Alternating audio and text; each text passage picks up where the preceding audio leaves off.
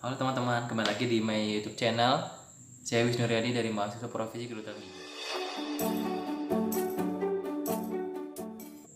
Terima kasih yang sudah mulai subscribe di channel saya, dan yang baru datang juga saya ucapkan terima kasih. Nah, di sini di channel saya ini akan membahas sedikit tentang seluk-beluk dari kedokteran gigi dan juga masalah penyakit dari kedokteran gigi dan mulut. Nah, untuk kali ini saya akan membahas tentang apa saja yang kalian persiapkan, kemudian alur dari pembelajaran dari kedokteran gigi itu sendiri. Jadi yang pertama kalian harus persiapkan itu adalah niat. Kenapa? Karena di kedokteran gigi itu harus memiliki niat yang besar. Karena di kedokteran gigi itu ada skill lab. Nah, skill lab itu membutuhkan skill. Skill itu karena terbiasa. Kalian harus mempunyai niat yang besar dan biasa mengulang-ulang sesuatu agar terbiasa. Dan yang kedua, yang jelas adalah finansial. Kenapa finansial? Bukan menjadi rahasia umum lagi kalau di kedokteran gigi itu harus memiliki alat-alat yang menunjang, dan sebenarnya alat-alat tersebut merupakan investasi kalian yang akan digunakan pada saat kalian menjadi dokter gigi. Untuk di kedokteran gigi sendiri itu ada dibagi menjadi dua ya. Yang pertama itu masa preklinik atau S1 atau sarjana, dan untuk yang kedua adalah masa koas atau klinik atau yang kalian biasa dengar itu profesi. Nah, untuk yang di universitas saya itu sendiri memiliki sistem pembelajaran itu sistem blok, bukan sistem SKS seperti jurusan-jurusan lain.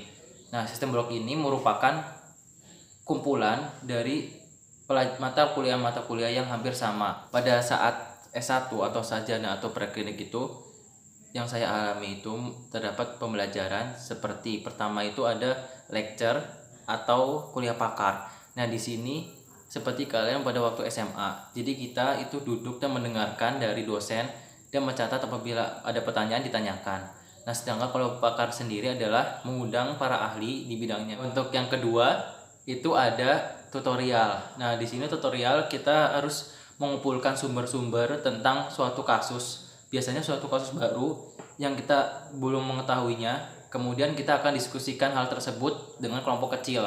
Jadi kalian di sini akan bertukar pikiran dengan teman-teman kalian dan mendapatkan suatu kesimpulan terhadap kasus tersebut.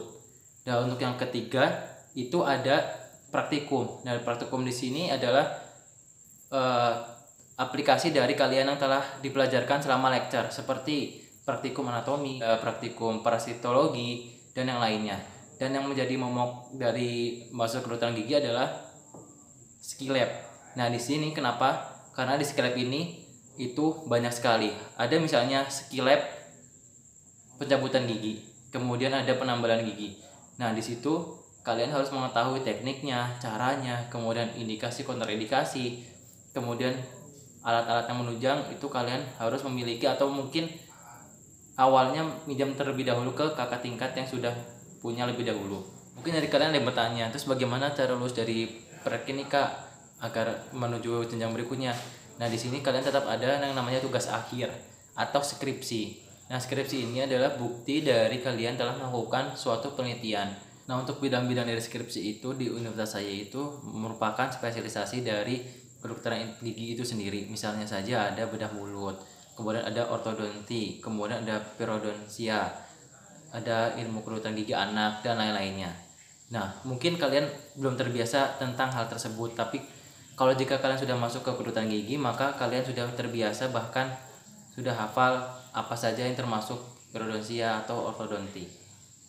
Nah, untuk selanjutnya apabila kalian sudah selesai untuk skripsinya dan sudah ada seminar yang membuktikan kalian sudah melakukan penelitian tersebut, maka kalian akan lulus dengan gelar SKG. Apa itu SKG? Itu sarjana kedokteran gigi. Apa udah selesai, Kak? Belum.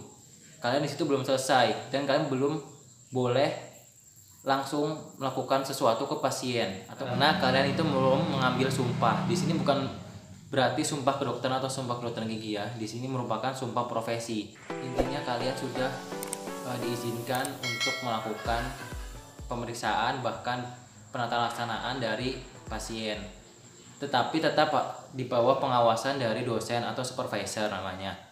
Dan untuk di yang preklinik itu, untuk waktu skill lab kalian juga menggunakan yang namanya patung atau pentem. Nah, untuk selanjutnya di klinik atau koas Di sini kalian harus menyelesaikan requirement atau kasus-kasus yang telah ditentukan. Ini juga sama, itu per bidang dari spesialisasi kedokteran gigi tersebut. Misalnya saja ada di bedah mulut, kalian harus mencabut gigi sebanyak kurang lebih atas dan bawah itu 20. Kemudian ada yang hanya akarnya saja, ada 5 dan lain-lain. Misalnya saja kalian harus menambal gigi sebanyak 10 gigi. Setelah semua requirement kalian telah selesai, kalian akan mendaftarkan diri kalian untuk mengikuti yang namanya ujian bidang. Apa itu ujian bidang, Kak? Ujian bidang adalah ujian kompetensi kalian yang diadakan oleh universitas kalian masing-masing. Nah, di situ kalian akan diuji tentang skill kalian, kemudian pengetahuan kalian tentang bidang tersebut. Apakah kalian sudah lulus atau belum? Jika kalian sudah lulus, apa sudah jadi dokter gigi? Belum. Kalian harus mengikuti ujian nasional kedokteran gigi, istilahnya seperti itu, atau yang dikenal UKMP 2DG.